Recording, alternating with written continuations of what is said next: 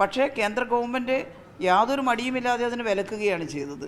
വാങ്ങാൻ പാടില്ല എന്ന് കേന്ദ്രമന്ത്രി തന്നെ പ്രസ്താവിച്ചു. അങ്ങനെ വാങ്ങുന്നത് ശരിയല്ല, വാങ്ങാൻ പാടില്ല എന്ന് പ്രസ്താവിച്ചു.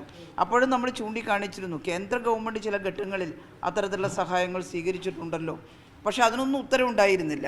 നിർദ്ദയമായി കേരളത്തിലെ ജനങ്ങളോട് കാണിച്ചിട്ടുള്ള നിർദ്ദയ സമീപനം നമുക്ക് പറയാൻ സാധിക്കും. വാങ്ങാൻ പാടില്ല എന്ന് പറഞ്ഞു. പക്ഷേ നമ്മൾ തോക്കാൻ തയ്യാറായിട്ടില്ല.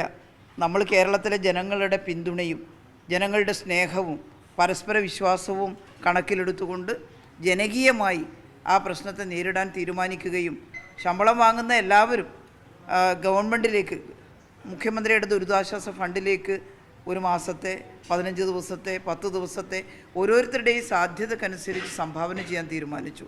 കുഞ്ഞു മക്കൾ അവരുടെ സമ്പാദ്യപ്പെട്ടി, ചെറിയ ചെറിയ നാണയങ്ങൾ ചേർന്ന സമ്പാദ്യ കുടുക്ക എടുത്തുകൊണ്ട് മുഖ്യമന്ത്രിയുടെ ഓഫീസിൽ വന്ന് അത് കൊടുക്കുന്ന ഹൃദയസ്പർശിയായ രംഗം നമ്മൾ കണ്ടു.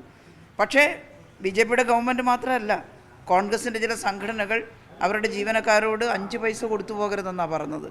അവർ ഈ ഉത്തരവ് കീറി എറിയുന്ന ദൃശ്യം നമ്മൾ കണ്ടു. ഇതാരോടാണ് ഇത്തരത്തിലുള്ള വിവേചനം കാണിക്കുന്നത്? ഈ നാട്ടിലെ ജനങ്ങളോടോ? ജനങ്ങളെന്ന്